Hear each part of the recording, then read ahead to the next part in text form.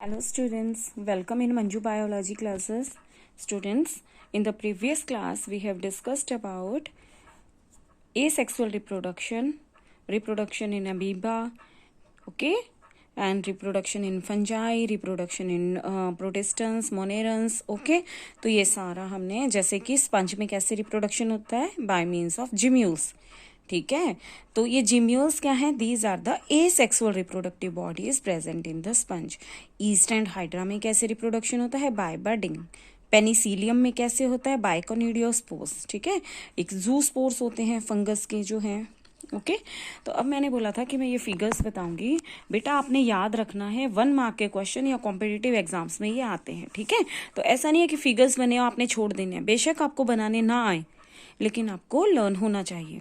जैसे कि क्लेमाइडोमोनास, ये क्या है, एल्गे है। क्लेमाइडोमोनास जो है ये क्या होते हैं, सिंपल प्लांट्स होते हैं। एल्गे जो फंगस है ये सिंपल प्लांट्स हैं, इनमें एसेक्सुअल रिप्रोडक्टिव बॉडीज क्लेमाइडोमोनास में क्या है, जूस्पोर्स।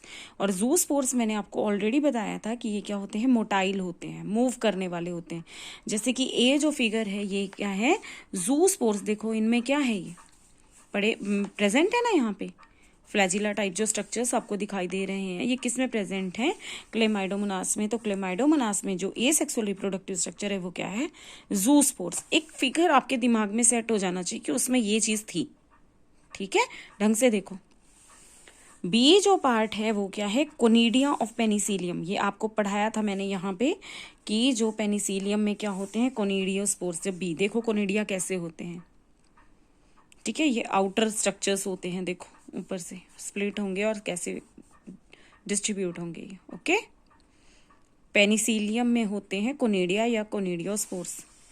अब ये क्या है, ये बडिंग है हाइड्रा में। ये हाइड्रा में बड, जैसे किसी प्लांट में कली निकल के आती है वैसे देखो, है ना। हाइड्रा में क्या होती है, हाइड्रा में बर्ड्स प्रेजेंट होते हैं। ईस्ट में भी बडिंग के थ्रू ही होता है। और ये है जिम्यूल्स जो है इन स्पंज, जिम्यूल्स इन स्पंज, ओके। तो आप ध्यान रखना, ये जिम्यूल का स्ट्रक्चर है एक। अब हमने नेक्स्ट फिगर में हमने आज जो स्टडी करना है वो क्या है कि प्लांट एनिमल्स के केस में we have assign the name asexual reproduction, but in plants क्या नेम दिया गया है एसेक्सुअल रिप्रोडक्शन को, vegetative reproduction. In case of plants the term vegetative reproduction is used. और प्लांट्स में जैसे आप हिंदी में अगर बोलें, हम कैसे करते हैं, जैसे गुलाब की कलम लगा देते हैं, ठीक है ना। कई तो लीव्स के थ्रू भी रिप्रोडक्शन होता है, लीव्स के ऊपर ही रूट्स ओरिजिनेट हो जाती हैं, जब वो कहीं गिरती हैं तो एक न्यू प्लांट की फॉर्मेशन हो जाती है, ठीक है। तो क्या है, इन case of plants the term vegetative reproduction is used, ठीक है। और जो प्लांट्स में है उसमें वेजिटेटिव रिप्रोडक्टिव स्ट्रक्चर्स कौन कौन से हैं, जैसे कि रनर्स। रनर्स का एग्जाम्पल आपको पता होना चाहिए। रनर्स जैसे घास है ना, आगे आगे बढ़ती रहती है, रनर्स बोला जाता है उसको। इसके एग्जाम्पल हैं साइनोडोन, डेक्टाइलोन या मिंट। पुदीना भी ऐसे ग्रो करता है। साइनोडोन डेक्टाइलोन मीन्स दूब ग्रास, घास होती है ना, ध्रुव बोलते हैं जिसको हम, दूब ग्रास। रनर्स का एग्जाम्पल है साइनोडोन या फिर मिंट। मिंट मीन्स पुदीना, साइनोडोन डेक्टाइलोन, साइनोडोन मीन्स घास जो होती है, दूब ग्रास, ओके। राइजोम्स होते हैं। राइजोम्स क्या होते हैं, एक तरह की, जैसे हम एक चीज को बोल देते हैं रूट्स, रूट्स की तरह ही होते हैं rhizomes, but not true roots, okay. Suckers हैं, ट्यूबर्स हैं, ऑफसेट्स हैं, बल्ब्स हैं। मैं आपको इनके फिगर्स दिखाऊंगी और इनका एग्जाम्पल बताऊंगी। आप ये ध्यान में रखिए कि सबसे पहला जो एग्जाम्पल, ये सारे क्या है, वेजिटेटिव रिप्रोडक्टिव स्ट्रक्चर्स हैं, या फिर बोल दो वेजिटेटिव प्रोपेग्यूल्स हैं, ओके। तो रनर्स का एग्जाम्पल क्या है, साइनोडोन, डेक्टाइलोन या फिर मिंट। अब मैंने कुछ एग्जाम्पल जैसे राइजोम्स, ठीक है। अब मैं यहां से दिखाती हूँ, पहले आप फिगर को प्रॉपरली देखना। ये है ट्यूबर्स, बोलते हैं ना, पोटैटो के ट्यूबर्स होते हैं, कि जैसे पोटैटो में देखो क्या लिखा है, आईज ऑफ पोटैटो। ये है पोटैटो, पोटैटो में आईज बनी होती है, ठीक है ना। तो ये उसका रिप्रोडक्टिव स्ट्रक्चर है। अब ये क्या आ गया, जिंजर, जिंजर है ना, ये इसमें क्या है देखो, एडवेंटेशियस रूट्स। एक आपने वर्ड सुना होगा प्लिम्यूल एंड रेडिकल। रेडिकल से रूट्स अराइज होती हैं और प्लीम्यूल से क्या अराइज होता है, स्टेम होता है। जो बीज में ना शीट जो होता है आपके, उसके 2 पार्ट्स हो, जैसे अगर हैं कॉटिलेडन्स होते हैं, प्लीम्यूल्स एंड, और एक उसमें एक्सिस होती है, एम्ब्रियोनल एक्सिस होती है ना। तो उसके पार्ट्स आ गए, जैसे प्लीम्यूल एंड रेडिकल आ गया। रेडिकल से रूट्स अराइज होती हैं और प्लीम्यूल से स्टेम अराइज होता है।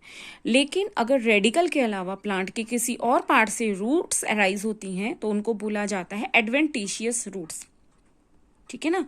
रेडिकल से क्या अराइज होती हैं, रूट्स। बट अदर देन अगर रेडिकल से रूट्स अराइज होती हैं तो उनको कौन सी रूट्स होती हैं, एडवेंटिशियस रूट्स। ये देखो बर्ड्स दिखाए गए हैं, जैसे अदरक को भी ग्रो करवाया जाता है, ठीक है। तो बी पार्ट है राइजोम ऑफ जिंजर। क्या बोला हमने, rhizomes of ginger. Eyes of potato या tubers of potato, rhizome of ginger. अब ये आया सी, बुलबिल ऑफ अगावा। पूछे बुलबिल क्या होता है, तो ये देखो किस तरह का स्ट्रक्चर है, बुलबिल ऑफ अगावा। आप साथ साथ याद करें, बुलबिल्स ऑफ अगावा।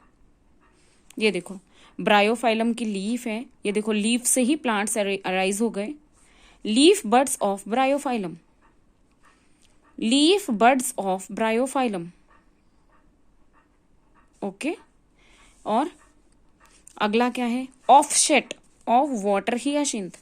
वाटर हियासिंथ जो है या इकॉर्निया, उनमें कौन सा होता है, ऑफसेट्स। देखो ऑफसेट्स किस तरह से हैं, एक लंबा सा बीच में एक डंडी है, इस पे लिखा ऑफसेट, और ये प्लांट अराइज हो रहा है और इसी से रूट्स अराइज हो रही हैं। ये पानी वाले जो प्लांट्स होते हैं, ऑफसेट्स। मैं एक बार दोबारा रिवाइज कराती हूँ। ट्यूबर्स इन पोटैटो, आइज बनी होती हैं। राइजोम ऑफ जिंजर, बुलबिल्स ऑफ अगावा, और ये क्या है बताओ आप सब, लीफ बड्स ऑफ ब्रायोफाइलम, और ऑफसेट्स ऑफ इकॉर्निया। उसके अलावा शक्कर्स मैंने लिखा है, आप ये नोट कर लेना। Suckers of mint, pineapple, banana, chrysanthemum. ये आपको एग्जाम्पल याद होने चाहिए। Suckers of mint, pineapple, banana, chrysanthemum, ठीक है।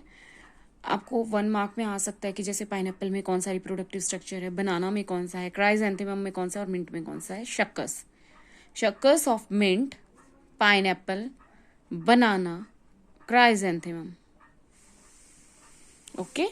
Offsets of eichhornia, leaf buds of bryophyllum, bulbils of agave, rhizomes of ginger, mint, pineapple, banana and chrysanthemum have शक्कर्स।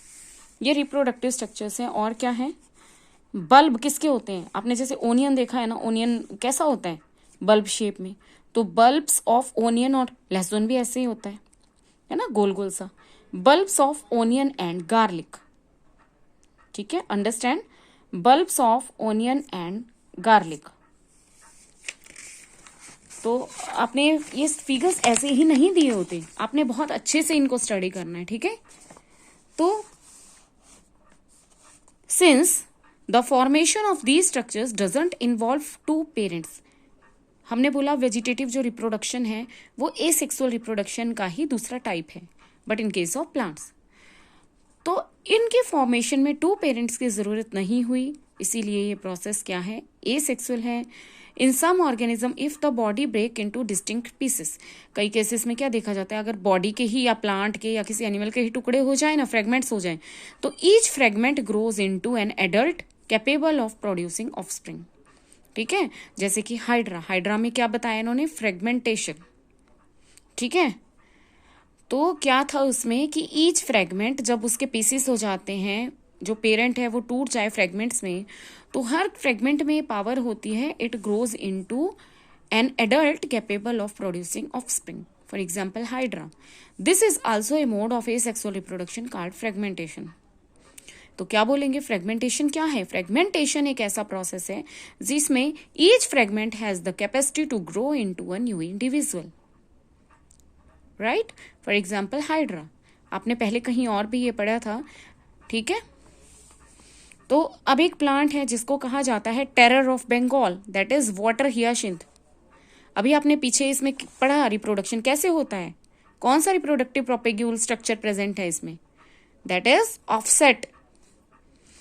ठीक है, तो उसको वाटर हियासिंथ को क्या बोला जाता है? टेरर ऑफ बंगाल, जो कि एक ऐसा वीड है, बस आप नाम से ही और इसका रिप्रोडक्टिव स्ट्रक्चर याद करेंगे, बाकी सिर्फ सुनना है आपने। ठीक है, जो found growing wherever there is standing, जहां भी रुका हुआ पानी होता है वहां पे ये ग्रो करता था, बहुत तेजी से फैलता था। और ये क्या करता था? पानी के ऑक्सीजन जो है वो फटाफट खत्म कर देता था, इतना फैल जाता था कि वाटर के ऑक्सीजन जो है वो कंज्यूम कर लेता था, जिससे जो फिशेज अंदर रहने वाली हैं वो सर्वाइव नहीं कर पाती। ठीक है, you may be interesting to note that this plant was introduced in India because of its beautiful flowers and shape of the leaves.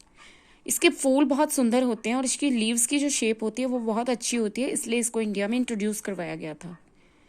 Since it can propagate vegetatively at a phenomenal rate and spread all over the water body in a short period of time. It is very difficult, तो इससे छुटकारा पाना बहुत ही मुश्किल है। तो आप ये याद कर लेंगे, वाटर हियासिंथ, उसको टेरर ऑफ बंगाल बोला जाता है। It was introduced in India due to its beautiful leaves and flowers. Okay, so let us end with this topic.